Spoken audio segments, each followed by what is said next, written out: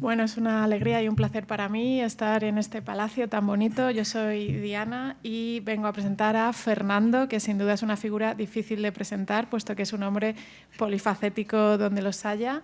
He querido empezar con lo que creo que será su faceta más famosa, que es la mediática, ¿no? Conocido colaborador de los medios abulenses. En el Diario de Ávila, Fernando tiene una columna que recomiendo muchísimo. Yo soy devota lectora de ella, donde siempre defiende a esta ciudad en ocasiones de agravios de algunos políticos y siempre opina lúcidamente de los problemas de Ávila. Además, Fernando Romera es también un conocido poeta y su nombre se suma a la nómina de literatos abulenses de última generación como Juan Mayorga o Carlos Reviejo. Me voy a permitir recomendar una de sus obras, Profanación del agua, de 1997, aunque creo que quizá la más conocida sea 40 poemas, de 2011. Y es fácilmente conseguible, se vende en todos sitios. Fernando es también ensayista y ha utilizado esta parte de su profesión para engrandecer y enriquecer el patrimonio de la ciudad de Ávila con monografías como Ávila y la literatura de la Edad de Plata o Ávila en la obra de Ernest Hemingway. Quizá su faceta más especializada es la de filólogo y no sea conocida por el gran público, pero es también fundamental. Los estudios de Fernando sobre el legado literario del poeta Jaime Gil de Viedma son fundamentales en la historia de la literatura, así como muchos de sus artículos, por ejemplo, el de Poesía pixelada, donde integra el estudio de la biografía y la obra, algo parecido, una cartografía parecida, creo, quizá una metodología parecida a lo que vamos a escuchar hoy, y su ultimísimo artículo de este mismo año en la prestigiosa revista de Filología Española trata sobre el tópico de los niños perdidos en la literatura medieval, lo cual es una sorpresa que Fernando además es medievalista y un gran medievalista, porque no tengo palabras para recomendar ese artículo. Por último, solo quedaría añadir que es el decano de la nueva Facultad de Humanidades de la Universidad Católica de Ávila, una escuela que quizás sin su nombre no hubiera podido alumbrarse. Así que, sin más, Fernando, estamos deseando escuchar tu conferencia. Gracias. Pues muchísimas gracias, Diana. Esta presentación tan... no sé cómo calificarla. Solo viene a demostrar una cosa, es que uno escribe para los amigos. Y claro, cuando uno escribe para los amigos pasan estas cosas, que le sacan uno los colores antes siquiera de empezar a hablar de lo que ha venido uno a hablar. A ver ahora si uno cumple con las expectativas, que es lo peor de estos casos. Pero bueno, vamos a intentarlo. Vamos a intentar cumplir estas expectativas que yo creo que Diana ha puesto quizá demasiado altas, pero bueno. Como habrán, estoy un poco regular de la garganta, así que si me ven beber un poco más de la cuenta, no es por ganar tiempo ni por nada por el estilo, es porque realmente estoy con la garganta regular. Bien, habrán visto en el título de la conferencia, habla de autobiografía en la obra de Santa Teresa, más allá del libro de la vida. En realidad, de lo que voy a hablar básicamente es del libro de la vida. Y voy a intentar explicar el porqué eso del más allá del libro de la vida. Yo no soy un teresianista. Diana ha dicho que soy muchas cosas, pero teresianista no. Me da mucho miedo serlo porque la obra de Santa Teresa posiblemente sea una de las obras más complejas literariamente que existe en la literatura española. Y por muchos motivos que vamos a desgranar aquí. Pero uno de ellos es porque Santa Teresa, aparte de una mujer muy culta, era una de las mujeres herederas de la muy interesante corte de Isabel la Católica, que forjó voy a decir un grupo, pero en realidad no lo es, de escritoras que continuaron con la obra que empezó la obra política, la obra social que empezó la propia reina, y que esbozó, de alguna manera, nuevas líneas de creación literaria en Castilla. Esto no es muy conocido, ni siquiera muy reconocido. En alguna ocasión Fernando Lázaro Carreter, a quien recordarán porque era el autor de los libros de literatura de bachillerato en el que estudiamos los que somos del baby boom, pues, estudiamos los libros de Fernando Lázaro Carreter. Lázaro Carreter, que en algunas cosas se equivocaba, en otras no, avanzó que Santa Teresa fue la primera autora de autobiografías, no solo en España, en toda Europa. Me parece un poco excesivo, creo que es lo que voy a intentar explicar ahora, pero sí es verdad que Santa Teresa abre un camino sin el cual no se hubiese configurado la autobiografía en la literatura española, con todas las garantías, lo digo, y con toda la seguridad. A mí siempre me despertó mucha curiosidad el libro de la vida por varias razones. Primero porque, a pesar de ser un libro de vida, es decir, en la línea de pues, las Confesiones de San Agustín o de otras autoras de la época de la que hablaré más adelante, que también habían escrito vidas, como hay vidas de soldados y vidas de políticos en su momento, Santa Teresa escribe un libro de la vida un poco particular, porque utiliza la vida como, la vida para. No genera un libro como una autobiografía tal como la conocemos hoy, sino que le mueve un interés catequético. Lo que quiere Santa Teresa es enseñar y tomar como testimonio su propia vida para enseñar cosas. Esto es una cosa bastante habitual en las autobiografías, pero no en las autobiografías anteriores al siglo XVIII. Y aquí es un poco donde quería llegar yo. Todos, cuando hemos estudiado qué es la autobiografía, hemos estudiado lo mismo. Autobiografía, la escritura de la vida de uno mismo. Y ya está. Nos parece la cosa más fácil del mundo.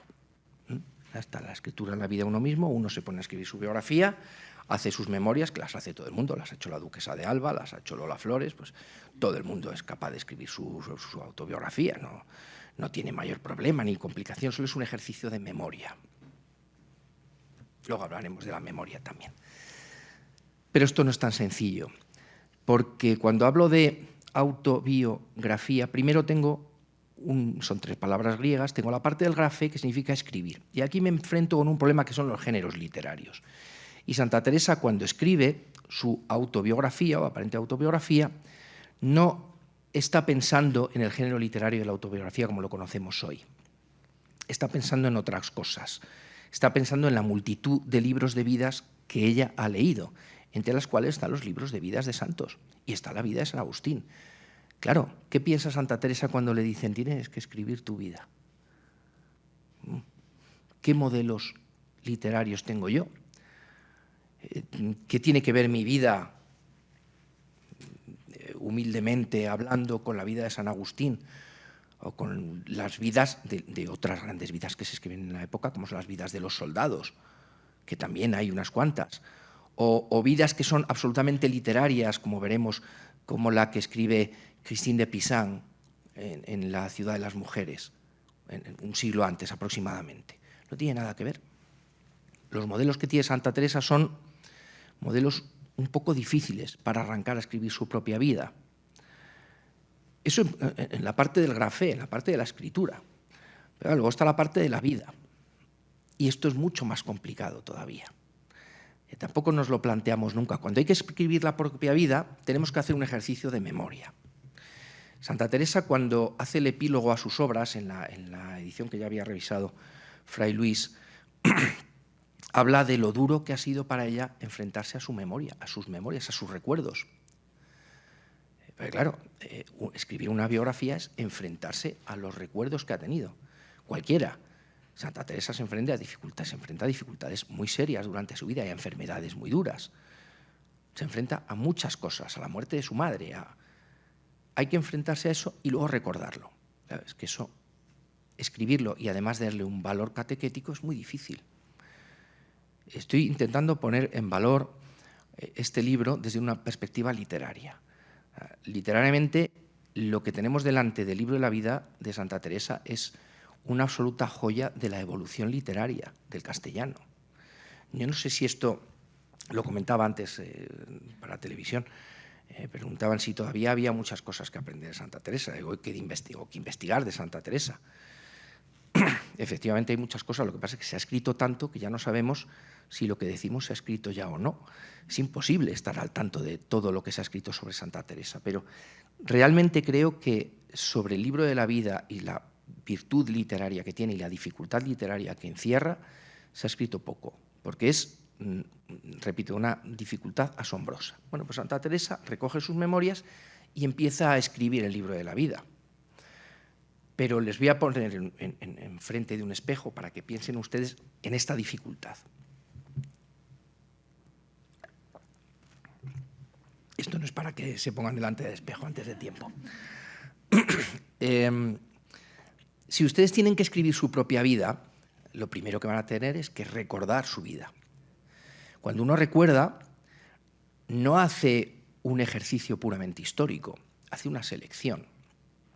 Nosotros, si ahora tuviésemos que escribir nuestra vida, haríamos una selección de aquellos episodios de nuestra vida que nos parecen recomendables, interesantes, útiles. No sé, pues cuando Lola Flores escribe su autobiografía, me imagino que habrá cosas que silencie porque no le convengan y otras que sí le convengan, como a la duquesa de Alba o como cualquier futbolista. Estas cosas son así. Seleccionamos, pero no solo seleccionamos. ¿Qué sabemos de nuestros recuerdos? ¿Son literales? ¿Son ciertos? ¿Son como los recordamos? Nosotros todos los recuerdos que tenemos los sabemos de primera mano, los sabemos porque nos los han contado. Los recuerdos que tenemos la mayoría de cuando somos niños no son recuerdos propios, nos los han contado y los reconocemos a través de otros. ¿Qué recordaría Santa Teresa de sus enfermedades? ¿Sería su propio recuerdo lo que le contaron a Santa Teresa de su propia enfermedad? Claro, es que algunas de las enfermedades que fueron largas, fueron muy largas, algunas meses, cuando tenía, creo que recordar, unos 18 años, no recuerdo la edad, tiene que volver a la Encarnación y ella misma cuenta que sus primeros esfuerzos por volver a andar fueron casi a gatas. ¿Qué recordaría Santa Teresa de esa enfermedad? ¿Y a partir de quién? El ejercicio de recordar es un ejercicio muy duro y muy difícil, y más cuando nosotros queremos recordar para un fin concreto, como es el caso de Santa Teresa. Y luego viene el caso más difícil de todos. Ya hemos visto el bios, hemos visto la fe y nos queda el auto, el uno mismo. Y aquí no quiero meterme en temas de filosofía. Los teóricos de la literatura valemos igual para un roto que para un descosido. Eso es, igual estamos metidos en temas de filosofía, que de lingüística, que de literatura. Bueno, pues no quiero meterme en temas muy de filosofía porque hay expertos en esta sala que me podrían sacar los colores y prefiero no ahondar mucho en ello, pero tengo que hacerlo quiera o no. Cuando hablamos de la autobiografía, de ese autos, estamos hablando de una cosa muy complicada que es la identidad. Y en el caso de Santa Teresa no estamos hablando de la identidad tal como la reconocemos hoy, estamos hablando de la identidad tal como se reconocía en el siglo XVI. No tiene nada que ver. Tendemos a leer el libro de la vida desde la perspectiva de un lector de autobiografías de hoy. Pero las autobiografías de hoy son completamente distintas y no tienen nada que ver por una razón, porque la evolución del yo escritor, del yo literario, del yo en general, que somos, desde el siglo XVIII ha cambiado radicalmente. Y la autobiografía también. De hecho, reconocemos que la autobiografía no empieza en Santa Teresa, empieza en Rousseau. Y empieza en Rousseau porque es el primero que aborda el yo desde la perspectiva racional, que luego desemboca en el romanticismo, ahora lo vemos. Me explico, para que podamos entenderlo más o menos claramente. Tal como entendemos el yo en la actualidad, como entendemos la identidad actual, nos damos cuenta de que lo que prima en nuestra biografía personal de cada uno en el siglo XXI es el yo soy. Yo soy. Yo soy esto, soy lo primero es lo que soy yo, por delante de cualquier otra cosa. Y además nos han enseñado los posmodernos del siglo XX, del XXI, que podemos cambiar lo que somos directamente. Si no me gusta lo que soy, puedo convertirlo en otra cosa. Puedo cambiar de identidad sin ningún problema hoy en día. La identidad hoy en día es una cosa muy simple. Es muy simple, no muy débil. Yo soy esto, y si no me gusta, o dentro de unos meses tengo un problema serio que no sé afrontar, pues soy otra cosa. Eso es la identidad de hoy en día. Esa es la identidad posmoderna. Esto empieza con Rousseau, empieza con los Ilustrados, empieza con Descartes. Dice, pienso, por lo tanto, existo, luego soy. Ese yo soy es el que configura la autobiografía actual. Es el que nos dice, yo voy a escribir mi autobiografía desde un punto de vista racional. Voy a escribir mi vida desde un punto de vista racional. Me voy a poner como un objeto de estudio histórico, de estudio verdadero, de estudio de lo que queramos. Eso empieza con el siglo XVIII y llega hasta nuestros días, hasta el punto de que hoy se habla, esto lo conocerán, de un género nuevo que ni siquiera es la autobiografía, es lo que se llama la autoficción. La autoficción es la nueva autobiografía. Se sitúa entre la ficción o la novela, como queramos, y la autobiografía. ¿Por qué? Porque es muy difícil desligar hoy en día lo que es ficticio de lo que es autobiográfico. Lo habrán visto en muchas entrevistas. He leído su novela y he visto que aquí puede haber algo de autobiográfico y todos los escritores dicen no hay nada autobiográfico. O sí, está basado en mi propia experiencia, pero hay una parte muy importante novelada. ¿Por qué ocurre esto? Porque hoy en día nosotros entendemos el yo y la identidad desde esta perspectiva. Muy ficcional. Yo me puedo inventar mi vida. Si no me gusta mi vida, me invento otra. Ahora vamos y retrocedemos al siglo XVI a ver si esto era igual. Y ya digo yo que no. Y nosotros tratamos de leer a Santa Teresa desde nuestra perspectiva autobiográfica de hoy en día, que es una autobiografía ilustrada y realista. Y eso es imposible. Absolutamente imposible. A mí me gusta poner de ejemplo siempre la obra del Quijote. El Quijote es algo tan absolutamente maravilloso que es que vas a encontrar respuestas para casi todo lo que se te ocurra. Es extraordinario, es un libro extraordinario por muchas razones, pero también por esto que voy a decir. No sé si recuerdan un pasaje del Quijote, cuando el episodio con Ginés de Pasamonte, que hablando con Don Quijote, más o menos insinuando su locura, dice Don Quijote, yo sé quién soy. ¿Lo recuerdan? Dice, yo sé quién soy. Esa definición que da Don Quijote de sí mismo demuestra la diferencia que hay entre la autobiografía del siglo XVI, es decir, la de Santa Teresa, y la de hoy en día. Digo del siglo XVI porque Don Quijote se supone que es coetáneo más o menos a Santa Teresa, en un lugar de la Mancha de cuyo nombre no quiero quedarme, no ha mucho tiempo que vivía. Es decir, el Quijote se escribe a finales del XIX, pero es en el pasado cuando se desarrolla. Bueno, pues Don Quijote dice, yo sé quién soy. Frente al yo moderno del yo soy, está el yo sé quién. Fíjense, porque esto parece un detalle de matiz, pero es fundamental para entender las autobiografías previas al XVIII. No es ya lo que soy, sino lo que sé. No depende de mi esencia, de lo que soy, de quién soy, de la existencia mía como un ser en el mundo extraordinario y que requiere de escribir su autobiografía para que todo el mundo lo conozca. No, yo sé quién soy. No depende tanto del ser como del saber. Claro, el saber hay que configurarlo. Santa Teresa escribe su autobiografía, pero Santa Teresa habla muchas veces de que la escribe porque ha leído y porque busca confesores que hayan leído y porque tiene una cultura de libros muy importante. ¿Eso qué quiere decir? Que en el siglo XVI se entiende la definición de uno mismo no desde la perspectiva de la existencia pura y dura. No explico el mundo en tanto que estoy yo aquí, sino que me tengo que conocer. Me tengo que conocer a través de lo que yo leo, de lo que yo siento, de lo que yo estudio y de lo que quiero llegar a demostrar con esto que estoy hablando hoy, que es a través de mi fe. La fe es una parte de ese conocimiento, algo que hoy no existe. ¿Conocemos alguna autobiografía hoy en día, de las más conocidas o de un escritor conocido, que haya puesto en valor la fe como motivo de experiencia autobiográfica?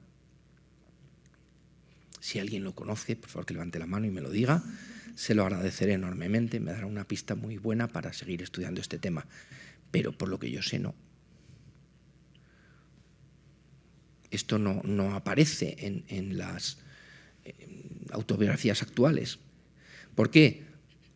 Porque no depende de lo que yo sé, de lo que yo conozco, de cómo yo me he formado, de lo que yo he sentido, no, depende de lo que yo soy. Y esto es algo que en Santa Teresa no se da, no se produce. Santa Teresa escribe desde un profundo, y solo hay que leer el libro de la vida, desde un profundo autoconocimiento. Santa Teresa se conoce desde una perspectiva, y luego hablaré también un poquito de esto, una perspectiva totalmente distinta, que es una perspectiva espiritual. Por lo tanto, tenemos que considerar que la autobiografía de Santa Teresa es una autobiografía de carácter espiritual, no es una autobiografía como la que conocemos hoy, porque el motivo de conocimiento es ese. Hay muchos tipos de autobiografía, ¿eh? Uno coge las autobiografías del siglo XIX, la mayoría son autobiografías políticas. Hay autobiografías políticas para aburrir. La autobiografía de la condesa de no sé quién y su tiempo. Y te habla de la historia del siglo XIX y desde su perspectiva. ¿Por qué? Porque lo importante es que conozcan la perspectiva de mi opinión sobre los sucesos políticos del XIX. Eso pasa en muchos escritos, los escritos románticos, pasa incluso en escritos vagamente autobiográficos como los artículos literarios, como los de Larra. Bueno, no, lo importante es mi perspectiva, no. Eso no es lo que importa en una autobiografía del XVI, importa otra cosa. Hay políticas, por supuesto hay autobiografías de deportistas, hay autobiografías morales, claro que sí. Y un tipo de autobiografía es la autobiografía espiritual. Y ahí está San Agustín, y ahí están muchas autobiografías como la de María Vela, en el siglo XVI también. O sea, hay autobiografías de carácter espiritual. ¿Y qué tienen de particular las autobiografías de carácter espiritual? Pues que buscan la definición del yo y el enfrentamiento al yo desde la perspectiva espiritual, como método, entre otras cosas, de conocimiento. Y aquí me gustaría hacer un inciso un poco histórico al respecto. Porque claro, ¿de dónde le viene esto a Santa Teresa? ¿Por qué Santa Teresa pretende hacer un estudio de sí misma, una biografía de carácter espiritual? Sí, porque le dicen que lo haga, sí, vale, sí, pero hay que ponerse a hacerla. O sea, a ti te pueden decir, escribe tu autobiografía y podemos despachar la autobiografía de uno en 2 páginas, ¿eh? Yo sí ahora tengo que hacer la mía, no crean que iría más allá. Pero claro, es que el libro de la vida de Santa Teresa es un libro, un gran libro. Y eso hay que ponerse a escribirlo. Y hay que tener esas perspectivas. ¿Y por qué Santa Teresa, que es una de las lo decía al principio de esta charla, porque a mí me interesa saber un poco por qué Santa Teresa escribe esto de esta manera concreta? Pues mire, Santa Teresa lo decía, es parte de ese grupo de herederas de la corte de Isabel la Católica. En la corte de Isabel la Católica se produce un fenómeno muy curioso que se da en muy pocas cortes de Castilla, se da en Portugal, se da en Austria también, donde hay una importancia decisiva de una mujer en la corte y que es el fenómeno que se ha dado en llamar de las doctae puellae, o las docte puelle, si queremos decirlo así. Es un momento en el que las mujeres adquieren un prestigio intelectual muy grande. No hace falta que digan nombres, Beatriz Galindo, Lucía de Medrano, etcétera, etcétera, lo conocen. ¿Y esto por qué se produce? En el siglo XVI y un poco antes. Hablaba antes de Christine de Pizan. Christine de Pizan escribe en un librito que se llama La ciudad de las mujeres, que es un librito alegórico donde las mujeres viven una especie, no quiero que esto se haga una identificación de los libros de Santa Teresa porque creo que no tiene nada que ver, pero es una especie de castillo con diferentes estancias donde viven mujeres y hablan de sus cosas, ¿no? Creo que no tiene nada que ver con las moradas de Santa Teresa, pero es verdad que ese libro lo tenía Isabel de Castilla en su corte, y lo leyó Isabel de Castilla. Este fenómeno se viene produciendo desde el siglo XV aproximadamente, y es un fenómeno que tiene que ver con la autobiografía. Christine de Pizan empieza su obra diciendo: yo, Christine de Pizan, estando... empieza. Este fenómeno de la autobiografía es muy del arranque de la modernidad.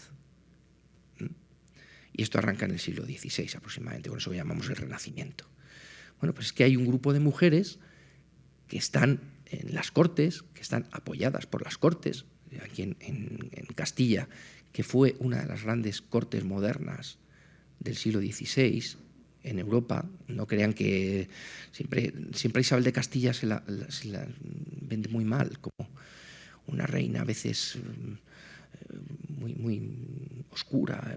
No, era una mujer cultísima, y de esa corte proviene una herencia que luego se va perdiendo, pero de la que es heredera Santa Teresa de Jesús. O sea, Santa Teresa de Jesús proviene de una línea literaria muy importante y muy poco estudiada, que es la línea de las Docta de Poele y lo que se llamó en Francia la Querelle des Femmes, pero bueno, no me voy a poner a hablar de esto porque se me va el tiempo. A lo que voy, tenemos que definir la autobiografía de Santa Teresa como una autobiografía exquisitamente literaria, porque lo es, basada en un conocimiento de los libros muy profundo de Santa Teresa, que proviene de todo esto que les estoy contando, pero una autobiografía espiritual. No podemos entender el libro de la vida si no es en estas condiciones. No se puede entender. Y el problema que tenemos hoy, repito, es que estamos leyendo el libro de la vida desde nuestra visión de la biografía y de la perspectiva del yo. Y ahí tenemos un problema muy serio. Nos es muy difícil leer el libro de Santa Teresa. Y es muy difícil a veces comprender por qué una mujer dice lo que dice. Santa Teresa recurre a una estructura muy curiosa en el libro de la vida. El libro de la vida tiene una estructura literaria muy bien hecha. Parece que Santa Teresa escribe, como se dice siempre, abuela pluma, y según le va viniendo, no. La estructura de cada capítulo del libro de la vida es ejemplar. Siempre hay un comienzo que es un episodio biográfico. Si no, lean el libro de la vida. Ahora leo yo un poco y lo vemos. Un episodio brevemente autobiográfico, tal como entendemos la biografía, una enfermedad, la muerte de su madre, e inmediatamente después un aprovechamiento espiritual de ese suceso. Esa es la forma de escribir esta autobiografía. Se hace con esta estructura. Voy a leer un poquito, no les aburro leyendo yo. Esto cada uno luego lo lee tranquilamente y así. Por ejemplo, vamos a ver. Esto demuestra que no lo traía apuntado.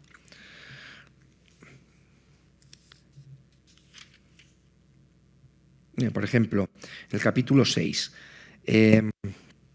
trata de lo mucho que debió al Señor en darle conformidad con tan grandes trabajos y cómo tomó por medianero y abogado al glorioso San José y lo mucho que le aprovechó. Leo in medias res, empiezo un poquito más adelante. Di luego tan gran prisa de irme al monasterio que me hice llevar así. A la que esperaban muerta recibieron con alma, mas el cuerpo peor que muerto, para dar pena verle. El extremo de flaqueza no se puede decir, que solo los huesos tenía ya. Digo que estar así me duró más de 8 meses, es lo que les comentaba antes. No es casualidad, lo comentaba, bueno, lo tenía medio apuntado. El estar tullida, aunque iba mejorando, casi 3 años. Fíjense que esto es un recurso memorístico. Y dudo mucho que Santa Teresa esto lo recuerde, seguramente recordaba por cuestiones que le habían ido comentando a ella. Cuando comencé a andar a gatas, alababa a Dios. Todos los pasé con gran conformidad, y si no fue estos principios, con gran alegría, porque todo se me hacía no nada comparado con los dolores y tormentos del principio. Estaba muy conforme con la voluntad de Dios, aunque me dejase así siempre. Y un poquito después nos encontramos con lo que les estoy diciendo, el aprovechamiento espiritual, catequético de la propia vida. Gran cosa fue haberme hecho la merced en la oración que me había hecho, que ésta me hacía entender qué cosa era amarle. Porque de aquel poco tiempo vi nuevas en mí estas virtudes, aunque no fuertes, pues no bastaron a sustentarme en justicia. No tratar mal de nadie, por poco que fuese, sino lo ordinario, era excusar toda murmuración, porque traía muy delante cómo no había de querer ni decir de otra persona lo que no quería dijesen de mí, etcétera, etcétera. Esta es la estructura habitual de todos los capítulos. Recurso memorístico, aprovechamiento espiritual. Esto es el libro de la vida. Claro, entender... Uy, qué tarde se está haciendo. Entender que... Si ven que me extiendo, me pueden parar en algún momento. Entender que este libro está hecho a vuela pluma y que Santa Teresa no corrige. Es verdad que la versión que conocemos hoy del libro de la vida es una segunda corrección. La primera me parece que no. Si mal no recuerdo, no la tenemos.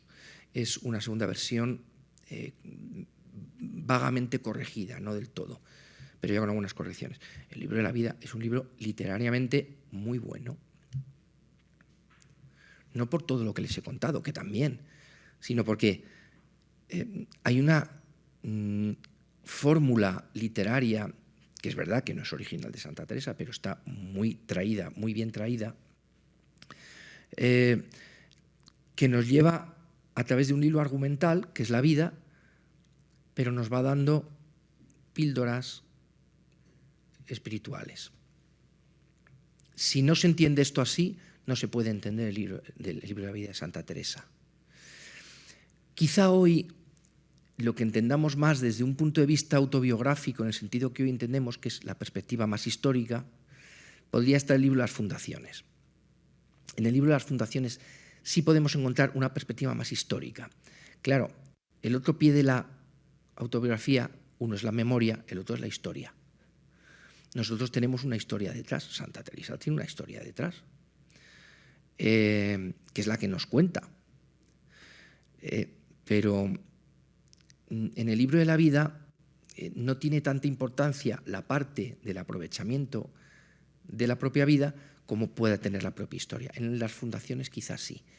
Por eso el libro de las fundaciones hoy se puede entender mejor como con una perspectiva autobiográfica que el libro de la vida. Cuando... Tenía aquí muchas notas, me he dejado todas, bueno, para otra vez será. En relación con esta perspectiva literaria que le digo de la estructura del libro, es que hay muchas más cuestiones. Voy a esbozar una y ya les dejo tranquilos, que es una perspectiva que cualquier teórico de la literatura del siglo XX y XXI tendría que haber puesto como ejemplo, que es la perspectiva del tú a quién se dirige la obra. Porque todos pensamos, si ahora yo pregunto, ¿a quién dirige la obra Santa Teresa? ¿A quién se dirige el libro de la vida? Al confesor, que le pide a quién está dirigido. Toda obra literaria está dirigida a alguien. Hoy en día entendemos que cuando alguien escribe a lo que se llama, si me equivoco me corriges, Diana, eso que se llama el lector implícito. Alguien que está escribiendo, escribe una novela y él tiene un lector ideal en mente a quien le dirige la obra. Quien encaja en ese lector, en esa imagen, normalmente será quien lea esa obra con gusto y pues te recomiendo tal libro. Bueno, lector ideal. En Santa Teresa existe ese lector ideal. Igual que existe un narrador, existe un lector. Piensen en la obra literaria como una especie de cajones. Nosotros tenemos un escritor y un lector. Pero ese escritor tiene un narrador.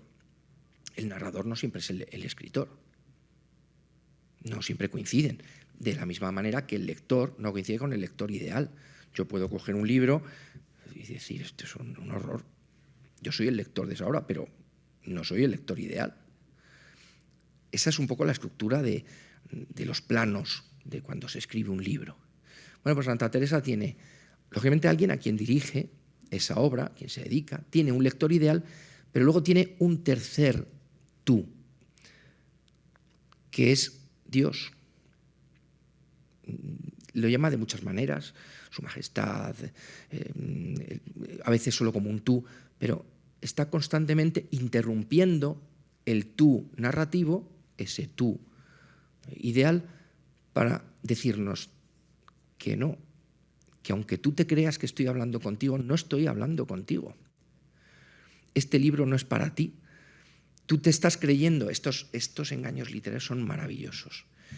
Tú te estás creyendo que estás leyendo el libro de la vida para ti y que te está hablando a ti, pero de repente te sorprende y te dice que no. Voy a poner un ejemplo.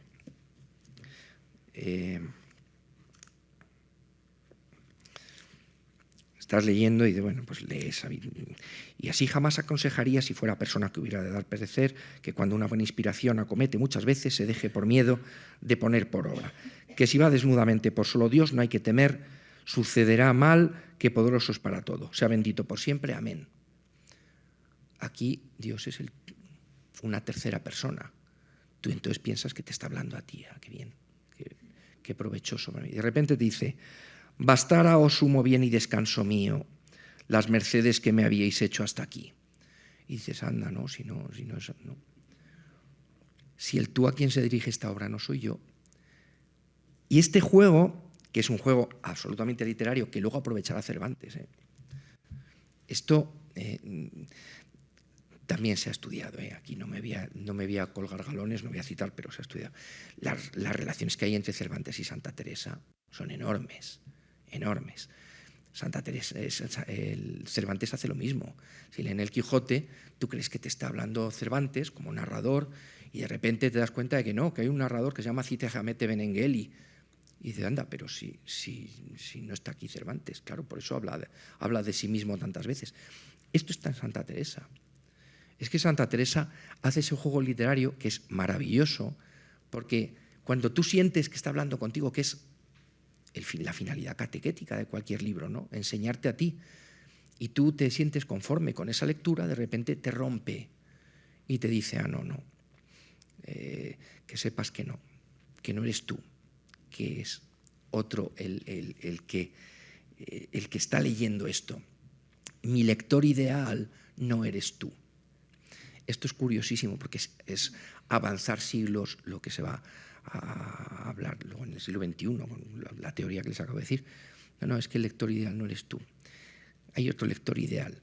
Y eso es en donde radica la base de una biografía, de una autobiografía espiritual. Que en el fondo el tú a quien está dirigido no es uno, no es el lector, es otro, es Dios.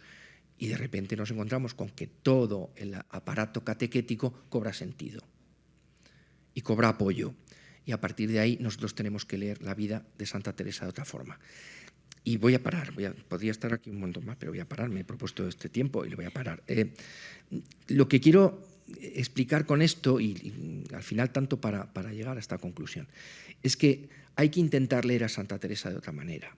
El libro de la vida hay que intentarlo leer no desde nuestra perspectiva. Hay que cambiar la perspectiva de una identidad del siglo XVI, una identidad que no sea una identidad posmoderna como la nuestra. Vivimos en una época un poco rara a estos efectos y leer desde nuestra perspectiva actual, de nuestra idea actual del yo, a un yo del siglo XVI es complicadísimo. Lo que he hecho es dar unas pinceladas de por dónde podría ir una lectura del libro de la vida. A partir de aquí, bueno, cada cual lógicamente que lea como crea conveniente. Los teóricos de la literatura valemos igual para un roto que para un descosido, pero al final nuestra misión es muy torpe, es dar pautas para que alguien, si quiere, pueda leer de otras formas. Y yo creo que a Santa Teresa le hace falta todavía una vuelta de tuerca de teoría de la literatura para saber interpretar esto y para poder leer como seguramente ella querría que nosotros, como tú, ideal o no, la hubiésemos leído. Así que nada, paro aquí, ya si en algún momento tenemos ocasión de charlar este tema, pues ya hablamos de los otros 2 o 3 folios que tenía preparados por aquí. No les aburro más.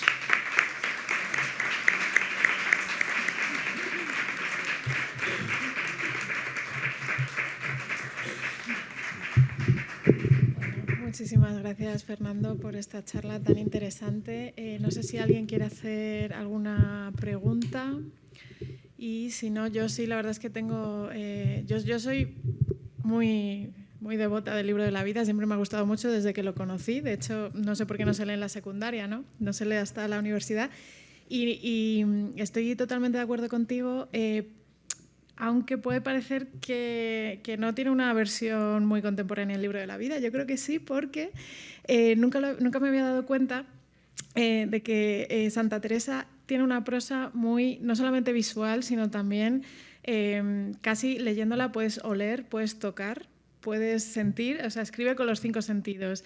Y nunca me había dado cuenta de que esto es precisamente lo que propone, por ejemplo, Mary Karr en su libro sobre cómo escribir autobiografías, que yo nunca había puesto en contexto estas 2 autoras hasta que te estaba escuchando a ti hablar. Pero claro, Mary Karr escribe para gente que quiere ganar mucho dinero y escribir bestsellers. Entonces, un poco, no sé si nos puedes hablar de cuál fue la recepción del libro de la vida, porque efectivamente tiene elementos literarios que hoy en día son pues los que más buscan los lectores. En este sentido, es muy contemporáneo. Mucha amiga ahí en lo que has preguntado. El libro de la vida, la recepción es muy temprana. Entre otras cosas, porque cae rápidamente en manos de Fray Luis. Y parte de las revisiones lo hacen parte de los grandes intelectuales. La obra de Santa Teresa rápidamente es leída por parte de los grandes intelectuales del momento. Juan de Ávila, Fray Luis de León, Fray Luis de Granada, etc. Es que rápidamente entra en contacto con la intelectualidad literaria, espiritual, desde la perspectiva del momento, pero también en escritores de la talla de Lope, de Cervantes, etcétera, etcétera. Es decir, la recepción fue muy temprana y fue una recepción muy animosa. Me explico.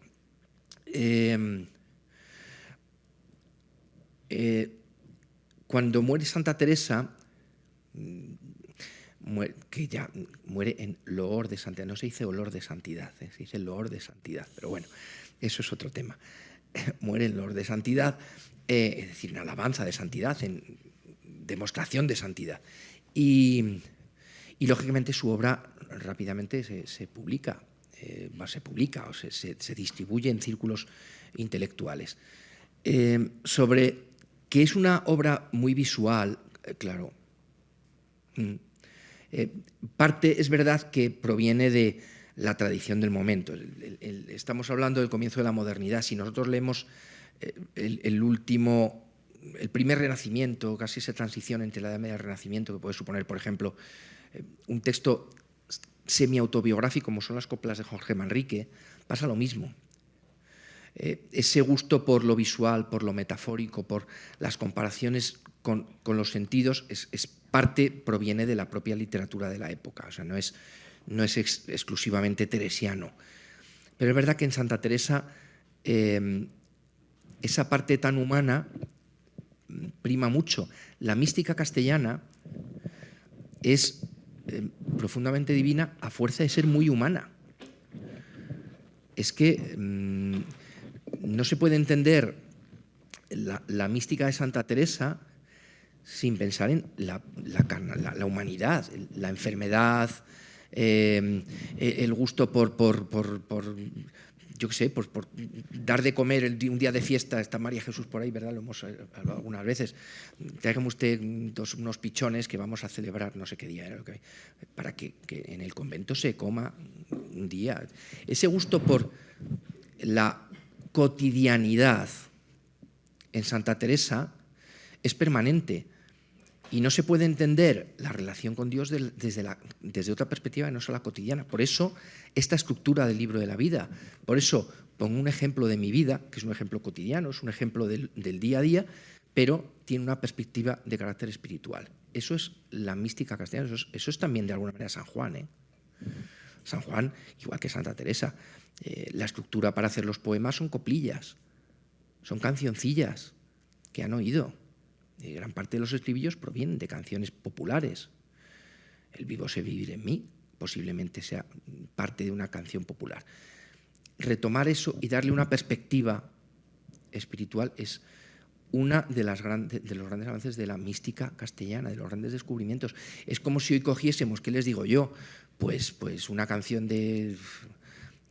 No, voy a retratarme a los años 80 porque con el reggaetón no nos vale. Pero si cojo una canción de los años 80 de algún grupo rock y le doy una perspectiva espiritual que puede ocurrir. Es algo parecido. Entonces, decir que es que Santa Teresa, sí, es que es eso, estrictamente. Claro, para una autora que quiere demostrar cómo vender muchos libros y ganar mucho dinero, esto es maravilloso. Porque en una literatura como la actual, donde tiene que primar de alguna forma lo cotidiano, lo real, lo que está al lado nuestro, es perfecto. Y yo tampoco entiendo cómo desde estas perspectivas no se lee el libro de la vida en secundaria. Claro. Es un libro perfecto para leer en ciertas edades. No voy a decir que sea perfecto para leer a los 15 años, a lo mejor. Quizá más para últimos cursos, igual que se lea Unamuno en segundo de bachillerato y a veces libros que son bastante densos, se podría leer perfectamente a Santa Teresa, porque la perspectiva literaria que aporta Santa Teresa de la historia de la literatura española es importantísima y más que destacable, sí, sí. Sí. No sé si le pasan el micrófono. Bueno, buenas tardes y muchas gracias. Gracias a ti, por esta Julio. Charla tan tranquila, tan serena. Me alegro, a estas horas tenemos que hacer charlas tan tranquilas. serena. En fin, a mí me han quedado muchas preguntas, muchas cuestiones. El por qué escribe Teresa, si es por obligación, porque si la mandan, o también ella quiere decir, se siente en la obligación también, ¿no?, religiosa o espiritual, de decir y exponer sus vivencias. Entonces a mí todavía no me queda claro el por qué. Y el para quién tampoco. Y para sus monjas, ella se refiere muchas veces a sus monjas, ¿no?, a sus hijas y tal. Para Dios, para los lectores, ella habla con Dios más bien. Entonces está pensando en aquellos que puedan leer lo que ella habla con Dios, es decir, sobre la amistad o el amor. Entonces, no sé. Empiezo por el final. Sí, bueno. Es que en Santa Teresa todo es oración. La frase de que Dios anda en los pucheros no quiere decir nada más que todo es oración. También escribir. Y si tenemos que interpretar claramente lo que Santa Teresa con esa frase de que Dios anda también entre los pucheros, es literalmente eso. Es que toda la vida es oración, que cualquier momento, cualquier circunstancia es oración o puede ser oración. La escritura también. Yo estoy convencido de que el libro de la vida lo escribe obligada. Estoy convencido de que ese libro no tiene ninguna intención de escribirlo con una vocación literaria. Lo que pasa es que Santa Teresa escribe muy bien y es una mujer muy culta y sale lo que sale. Pero yo estoy convencido de que efectivamente el libro de la vida surge por un encargo. Y si uno lee el epílogo, voy a leer brevemente, no entero, a ver si lo encuentro aquí. ¿Dónde está? No tardo nada, Aquí está. El epílogo dice, literalmente, no sería malo encarecer a vuestra merced este servicio. El epílogo se escribe como una carta, es una carta que se envía junto con el libro. No sería malo encarecer a vuestra merced este servicio por obligarle a tener mucho cuidado de encomendarme a nuestro Señor, que según lo que he pasado en verme escrita y traer a la memoria tantas miserias mías, bien podría, aunque con verdad puedo decir que he sentido más en escribir las mercedes que el Señor me ha hecho que las ofensas que yo a su majestad. Yo estoy convencido de que en esto que dice es absolutamente cierto. Escribir el libro de la vida debió ser... La vida de Santa Teresa fue una vida muy complicada y bastante dura en algunas ocasiones. Y ella te lo dice. Escribir un libro de una vida Yo creo que, por gusto, dudo mucho que Santa Teresa lo hiciera. Yo estoy convencido de que fue un encargo que luego ella dio la forma literaria que dio. Y para quien escribe, va un poco en consonancia con lo que he dicho. Si tenemos que pensar que todo en Santa Teresa se considera oración o puede ser considerado oración, está claro para quien escribe. Es verdad que a veces ese tú queda muy diluido, a veces son las monjas, a veces son un confesor, a veces es alguien a quien escribe una carta, pero detrás siempre vamos a encontrar eso. Yo creo que detrás de prácticamente toda la obra de Santa Teresa hay una vocación de oración. Y creo que eso explica gran parte de la obra y gran parte de esto que acabo de decir, de repente interrumpir una obra. Y creo que eso está detrás y encaja con su propia perspectiva de lo que es la oración y que es la propia vida. Creo que van por ahí los tiros. No sé si te he respondido. Te habrán quedado más dudas, ¿no?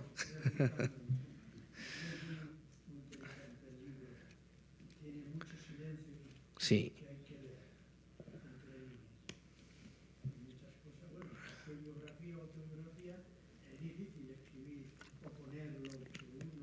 Es que es imposible.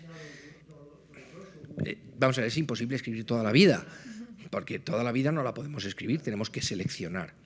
Y a veces tendemos a leer silencios, muchas veces que son nuestros. ¿Por qué aquí no ha dicho nada Santa Teresa? Bueno, pues porque a lo mejor no tenía que decirlo.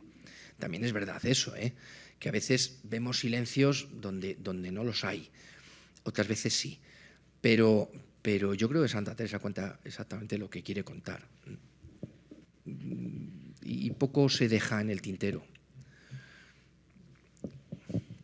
Sí, yo quería preguntar, ¿qué función tiene el símbolo en la autobiografía? Porque, bueno, hay otros libros que son, pues, explicación de algún símbolo, el castillo interior, por ejemplo. Pero en la autobiografía, ¿qué función tiene el símbolo, el uso de los símbolos? ¿Y qué función las vivencias de la infancia, por ejemplo, en la captación de esos símbolos que después pues va a llevar tan magníficamente en la narrativa de Claro. concretamente de su relación con Dios? Claro, esto tú lo sabes muy bien. El libro de la vida en este sentido es casi fundacional. Prácticamente los símbolos que vamos a encontrar luego en otras obras están aquí. A veces más diluidos, a veces más claros, pero vamos a encontrar, cuando habla del pozo, cuando habla de los palomares, de las propias palomas, todo eso está en el libro de la vida y luego va a tener recorrido en otras obras. La obra de Santa Teresa, sin ser simbólica, porque yo creo que no lo es, parte de esa idea un poco estrambótica a veces, pero que bueno, tiene su fondo de verdad, de que la literatura española fundamentalmente es realista. Creo que Santa Teresa es fundamentalmente realista, pero pasa un poco como con San Juan y con otros escritores, que es verdad que el símbolo, cuando aparece, tiene un peso fundamental y explica gran parte de la propia obra. Es imposible entender buena parte de sus escritos sin saber lo que es el pozo, qué es sacar agua del pozo, qué es regar, que es algo de su propia infancia, posiblemente en Gotarrendura, y que ella vivió con grandes afectos y que aparece constantemente a lo largo de su obra.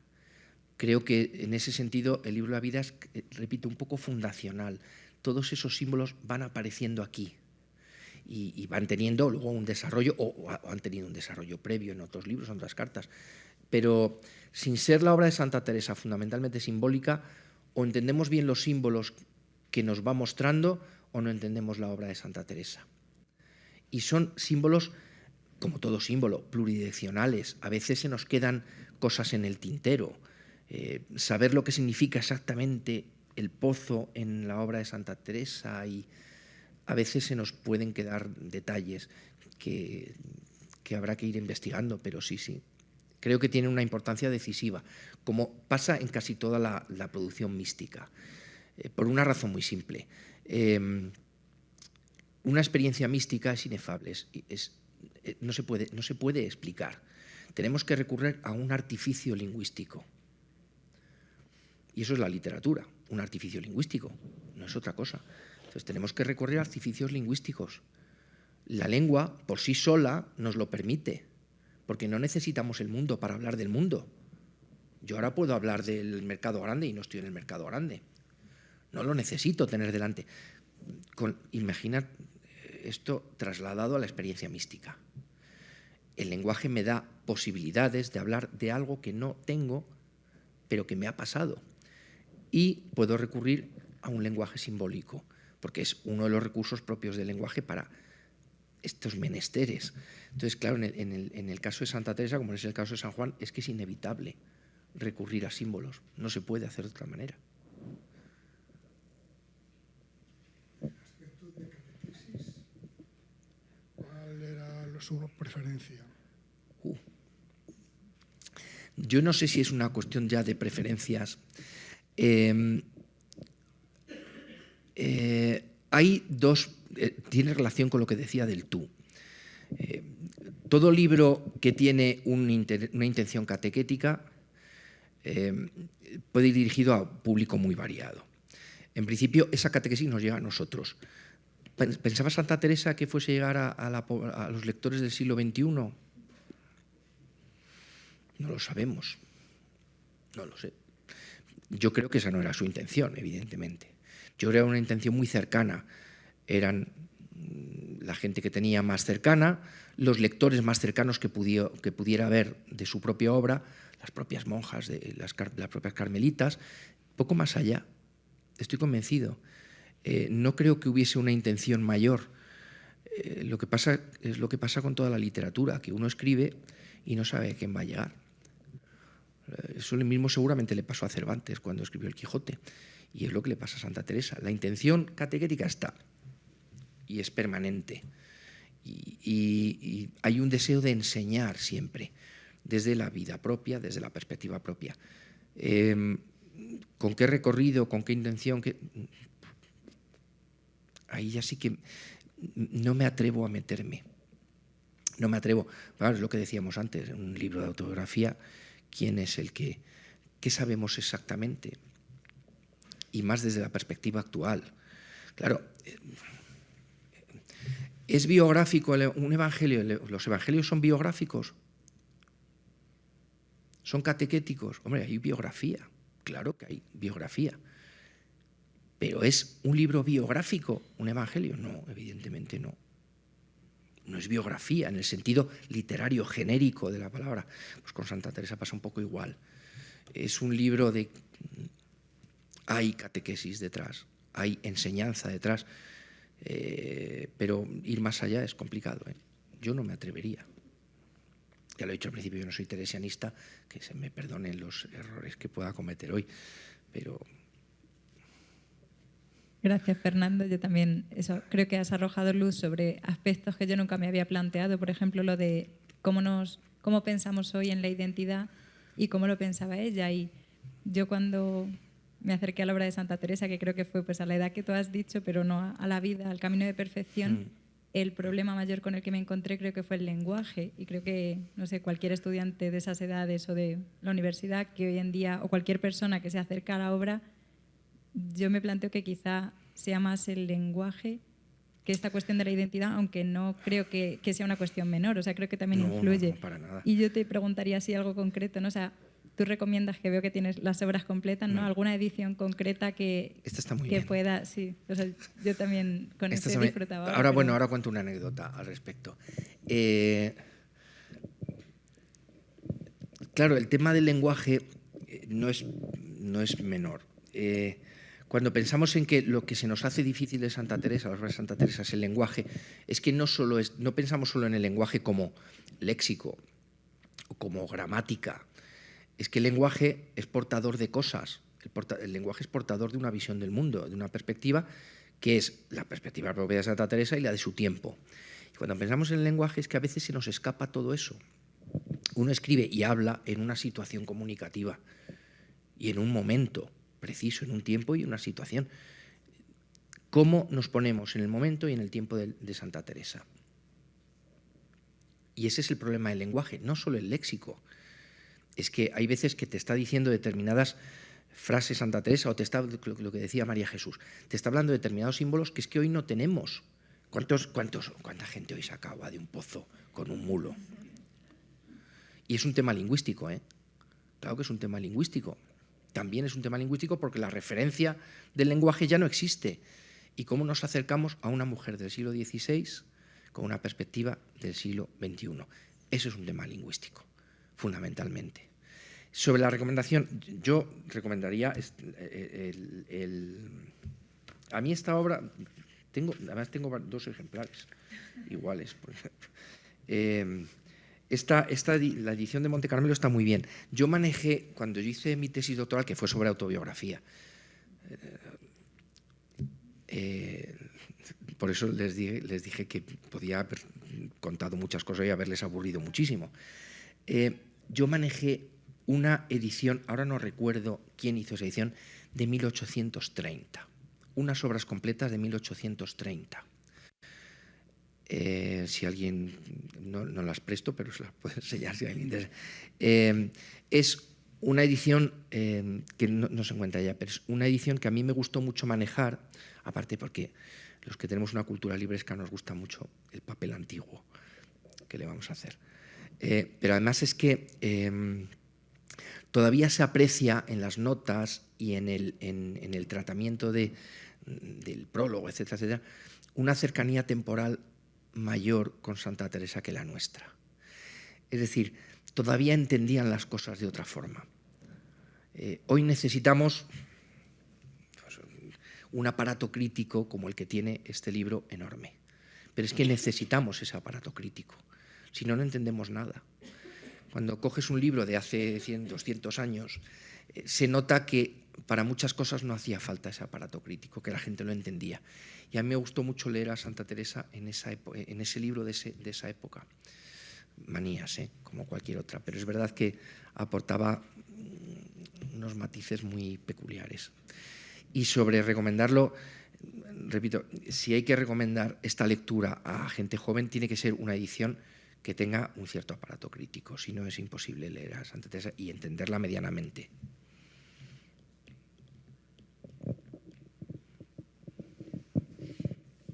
Bueno, muchas gracias, Fernando. Yo te quería hacer una pregunta que muchas veces me surge cuando he oído algunas exposiciones de Santa Teresa, y es referente a la intención. Me explico. A veces he escuchado que ella hace uso de recursos literarios, ¿no? Pues para atraer la benevolencia del lector, para ocultar ciertas cosas, para parecer humilde. Y a mí eso siempre me ha resultado una traición, ¿no?, a Santa Teresa. Es como que ella quisiera, pues a lo mejor, pues eso, aparecer como una buena escritora, o bueno.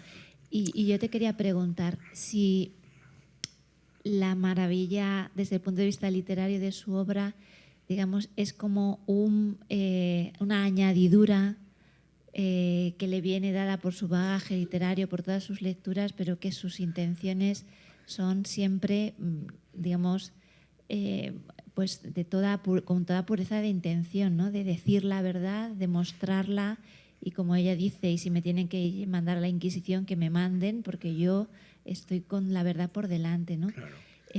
No sé qué. Lo que pasa es que sí, lo entiendo perfectamente. Lo que pasa es que una cosa no excluye la otra. En Santa Teresa tiene conocimientos retóricos, eso es indudable.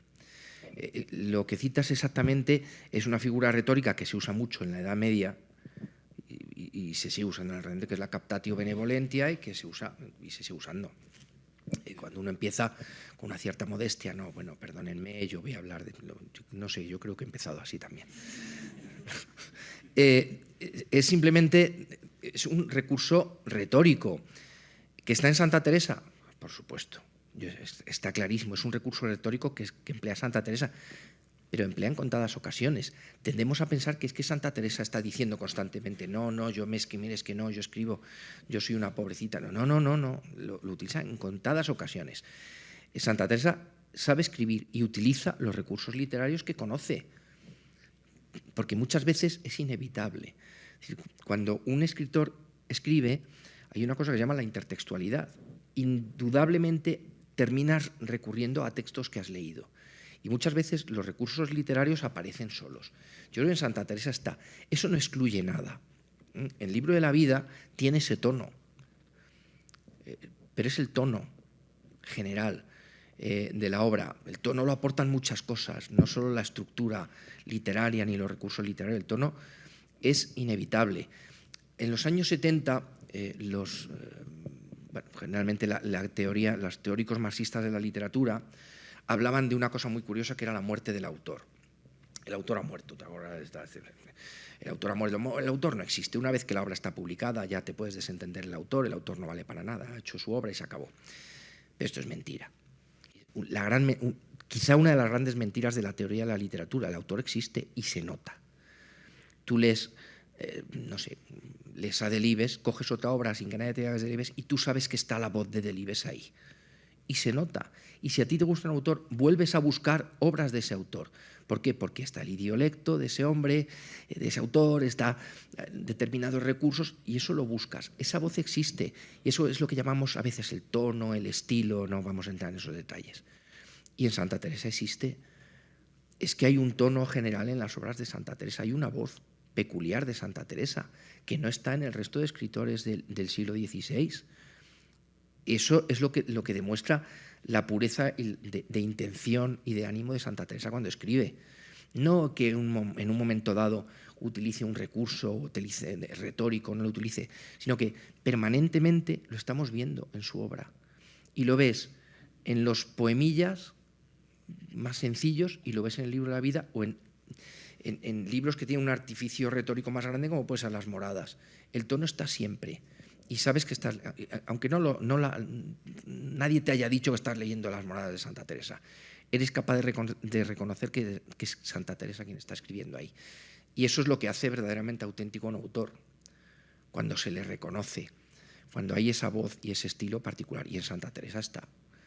Y lo puedes descubrir siempre que está leyendo. Que en determinados momentos usa algún artificio, algún artefacto retórico, pues sí, pero es que eso es lo habitual en el siglo XVI. No se escapa nadie, no se escapa Fray Luis, no se escapa nadie de esto. Y no está mal.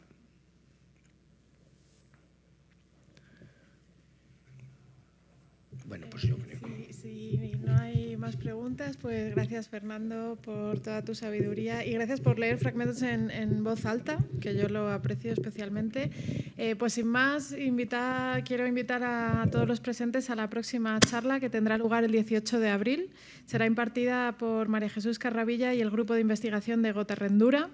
Huellas de Teresa en la hacienda de la Humada de Gotarrendura, el 18 de abril en este mismo lugar. Gracias.